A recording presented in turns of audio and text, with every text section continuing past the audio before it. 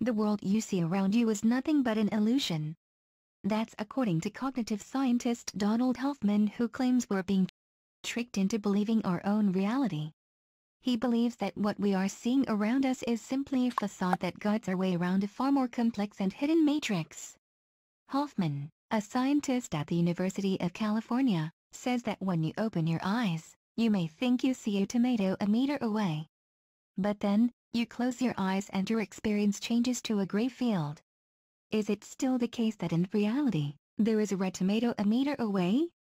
How can you be sure it hasn't disappeared? What you're seeing isn't a glass of wine at all, but a symbol in a wider reality designed to trigger an action or emotion, says the scientist. Galileo once wrote, "I think that tastes, odors, colors, and so on reside in consciousness." Hence, if the living creature were removed, all these qualities would be annihilated. And Hoffman says, in some ways, he agrees with this statement. Neuroscientists tell us that they are creating, in real time, all the shapes, objects, colors, and motions that we see, he said in a TED Talk. It feels like we're just taking a snapshot of this room the way it is, but in fact, we're constructing everything that we see. We don't construct the whole world at once. We construct what we need in the moment. Neuroscientists believe our perceptions of the world are an evolutionary trait that gave our ancestors the advantage when having to make quick decisions with little information. But this is where Hoffman disagrees.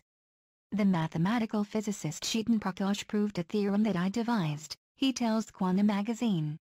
According to evolution by natural selection, an organism that sees reality as it is will never be more fit than an organism of equal complexity that sees none of reality but is just tuned to fitness. Never. He uses a desktop icon to illustrate his point. The icon is blue and rectangular and in the lower right corner of the desktop, he says.